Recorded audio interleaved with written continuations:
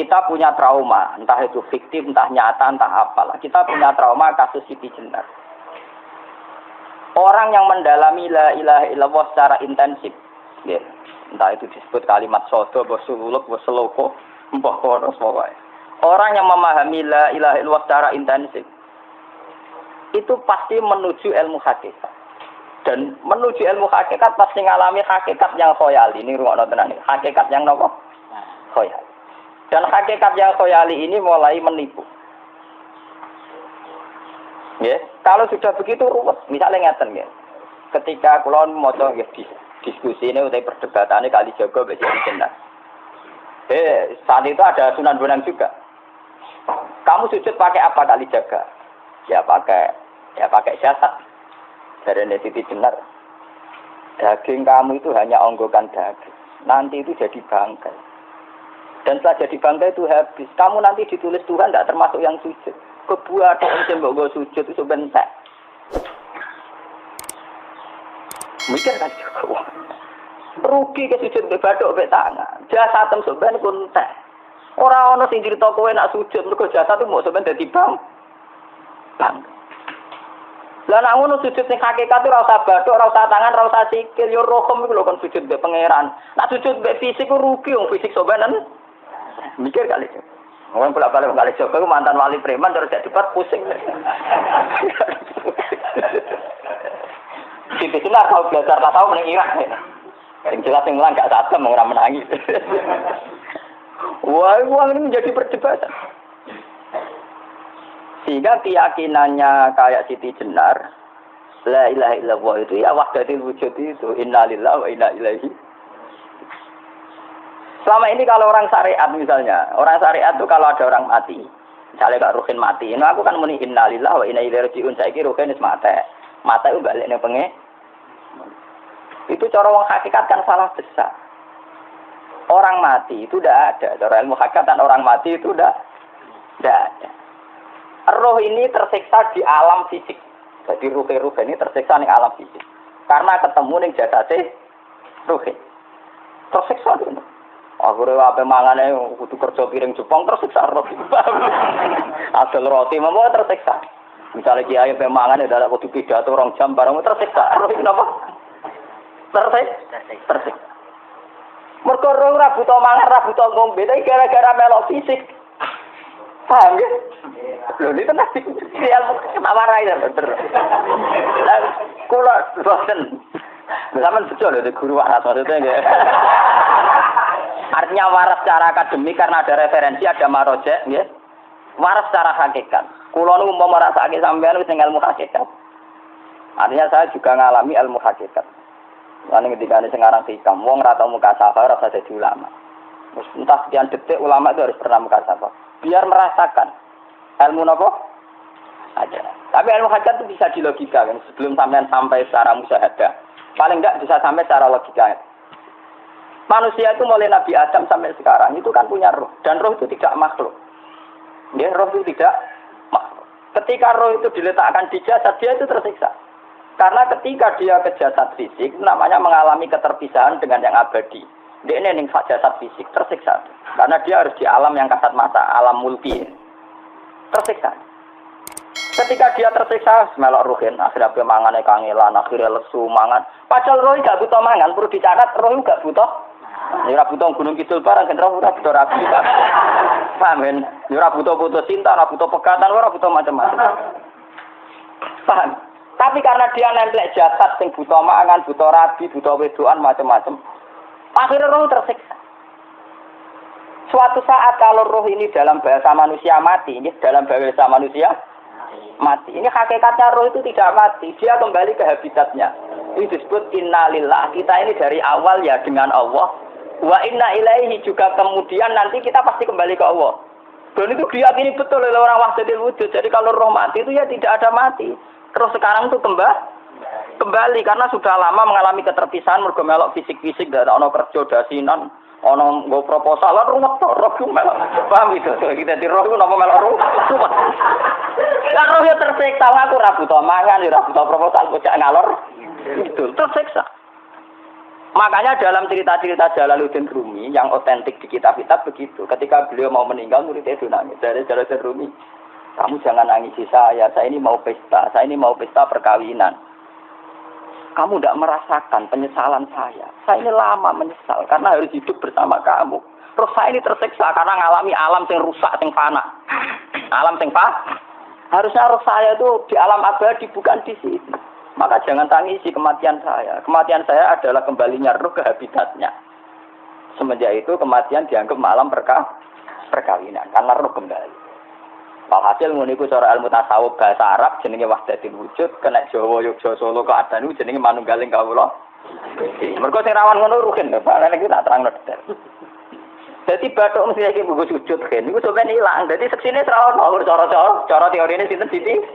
Rugi kowe. Jadi ya gendho.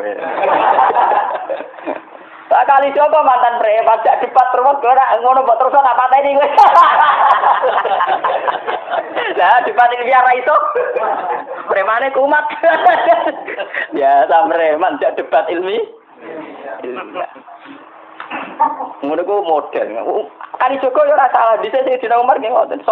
Umar sahabat top. Lah jak debat atau milih patenane ya Rasulullah. Gak iso dene ilmiah.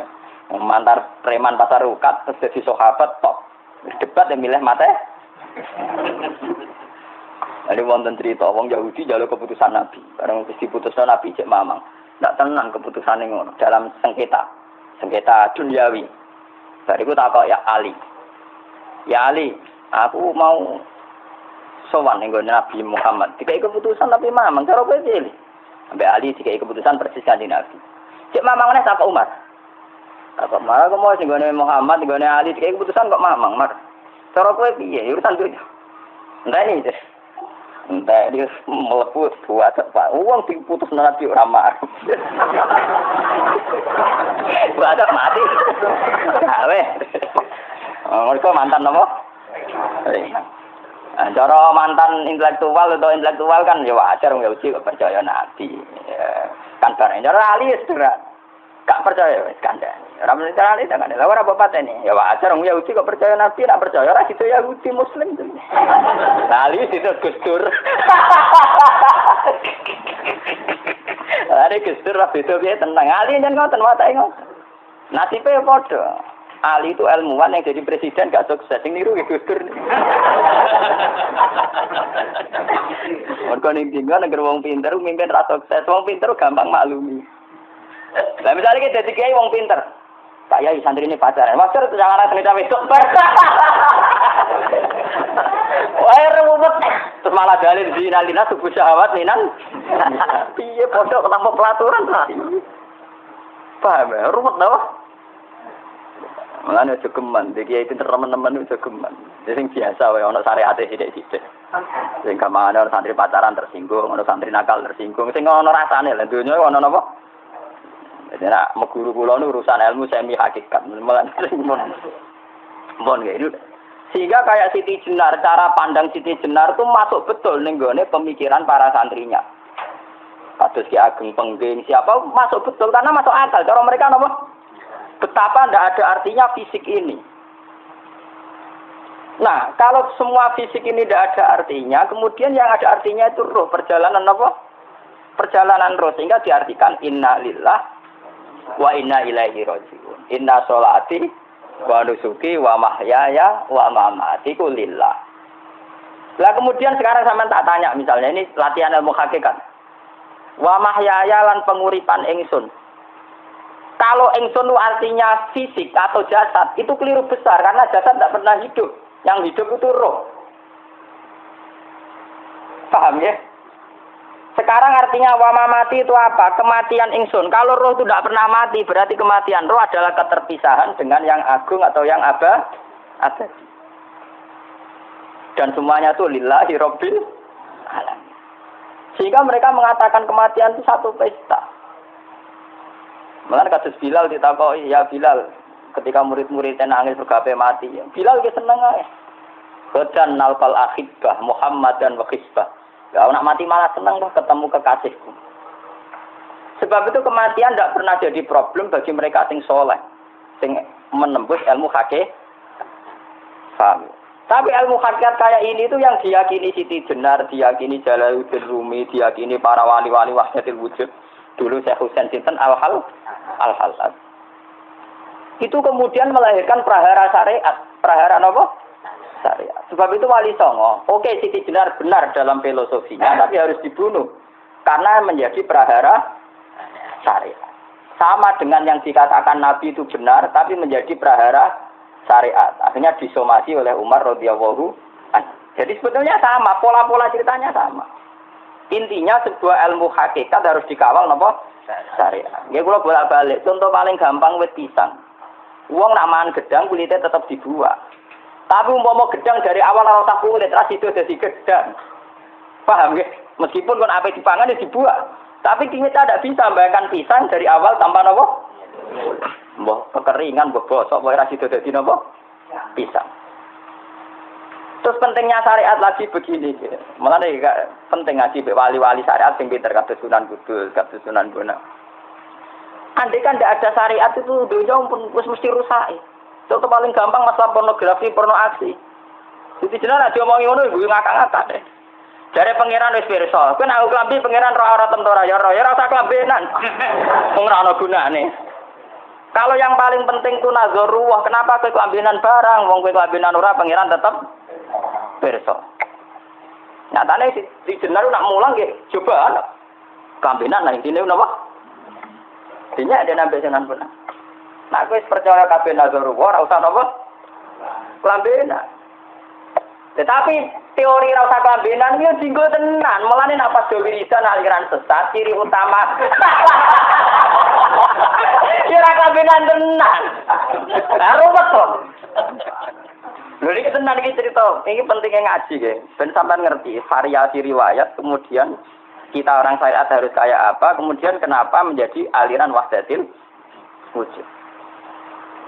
Lah terus kita ini ya, kita ini kan orang syariat. Memang kelemahan orang syariat itu akeh kok sampean-sampean. Siji mesti ra kramat. Modele ora ada duwe bingung. Ruwet. Urip wong syariat lho apa? Dineng bojo wedi, dineng tangga wedi, pengaruhe menurun. Pancen orang syariat itu banyak kriminal tauhidnya itu memang jelas. Mulane kiai-kiai fikih nek ketemu kiai-kiai sing setengah jaza wedi mergo iso nebak atine. Ndekne meriang ngono.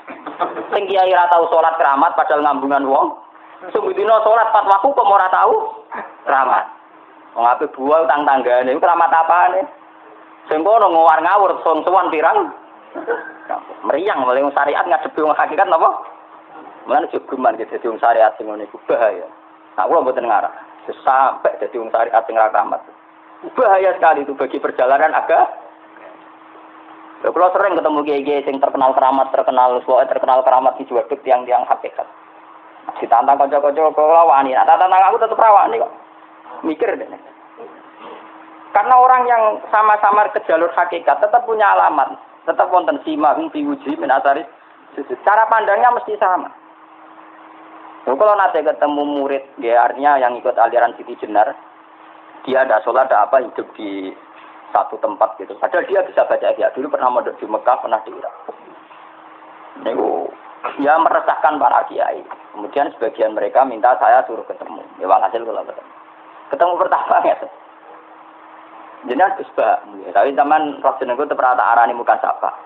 Nggih biasa mawon. Kula ora usah kenal jenengan nggih kenal. Dadi kula biasa mawon.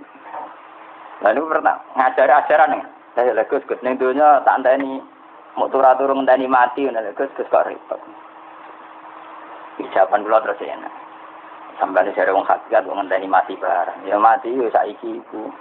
Rasa ngenteni saiki padha-padha wis napa? Wis mati. Ya saiki wis padha-padha wis urip.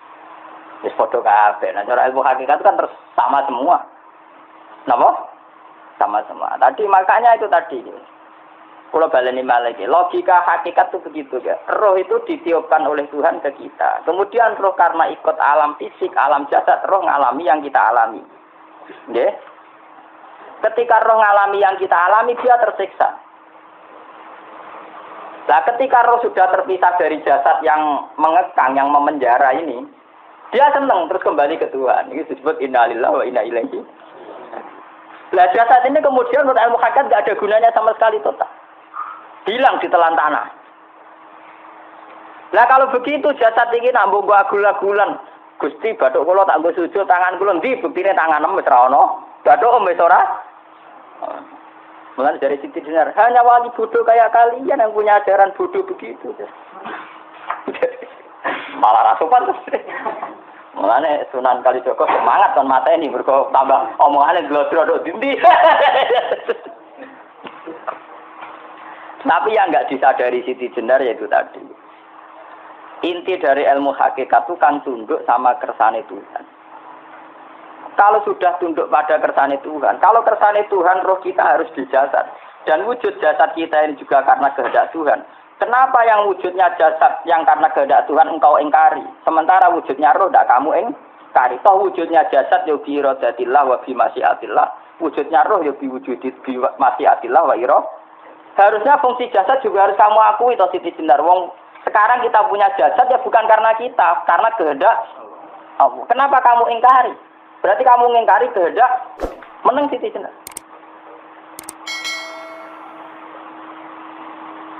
Makanya hakikat yang pertama saya itu pasti khayal. Lah Siti Jenar itu hakikatnya baru yang sampai khayal itu. Sehingga dia tersesat. Sebetulnya kalau sudah hakikat beneran itu tidak perlu khayal begitu. Artinya tidak perlu khayal jasad kita sing senajan ora ana gunane ini. Tetap piye wae wujudnya karena kehendak Allah. Juga kita harus terima. Apapun kekurangannya, apapun kenaifannya, ironisnya harus kita terima. Ini sebagai bentuk penerimaan kita pada masyiatil. Begitu juga keadaan roh kita sebagai penerimaan atas masyiatil. Meskipun ada teori-teori roh yang lebih valid. Lebih valid misalnya begini. Kanjeng Nabi itu suatu saat ininya terputus karena perang Uhud. Itu Kanjeng Nabi dia dolanan drijine ini. Napa cara niki napa jari jemari ini Nabi putus. Iki dolanan. Jadi Nabi sendiri kadang sering ngajarkan ilmu hakikat. Hal lagi illa usbun udmiyat wa fi sabilillahi ma lafidu. Kowe ora trimo fisik, bentuk fisik jari jemari sing ditetir berdarah. Tapi nak kowe wis fi sabilillah ayo wis balik ning gak bisa tembe.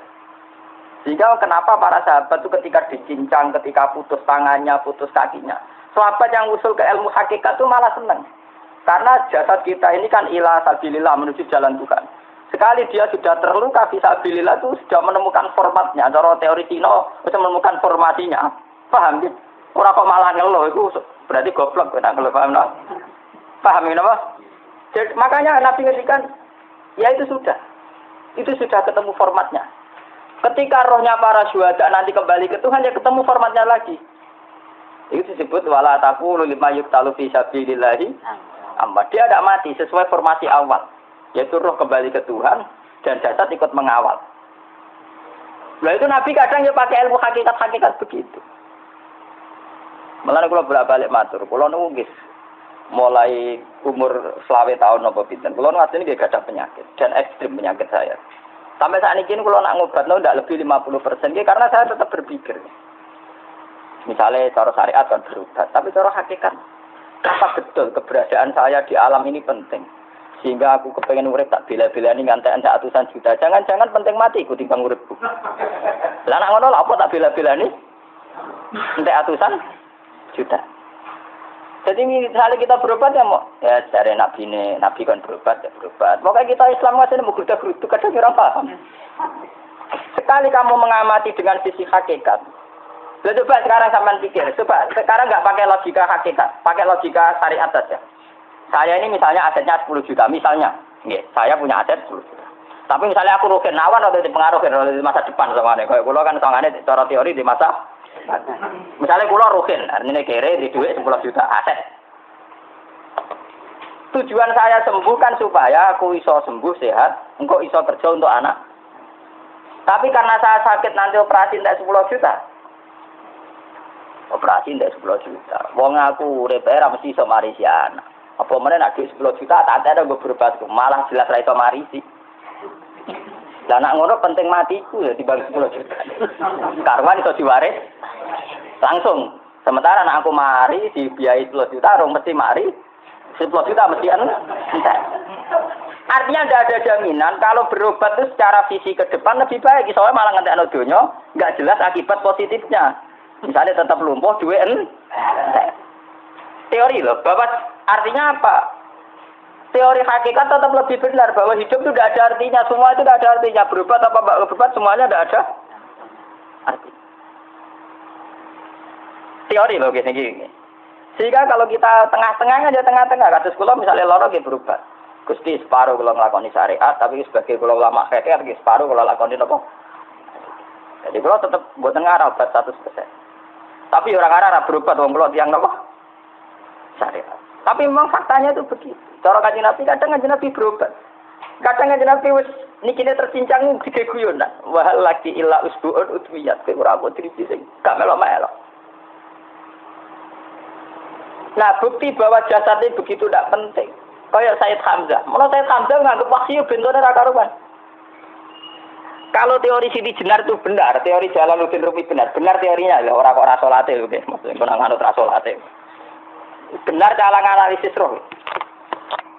Ketika Sayyid Hamzah dinyatakan mati oleh manusia, oleh hukum manusia dinyatakan mati karena dia sudah tidak bergerak. Dalam teori hakikat kan rohnya Sayyid Hamzah sudah fi khawasili tuyurin khudrin. Rohnya sudah diambil Tuhan, tidak mati. Paham ya? Ketika rohnya Sayyid Hamzah sudah diambil, jasad ini sudah tidak punya rasa. Sekarang secara syariat kasat mata kita tahu, wong jasad nak diinfus, di sayat-sayat dioperasi ora kroso. Apa meneh saiki ruhe wis bisa.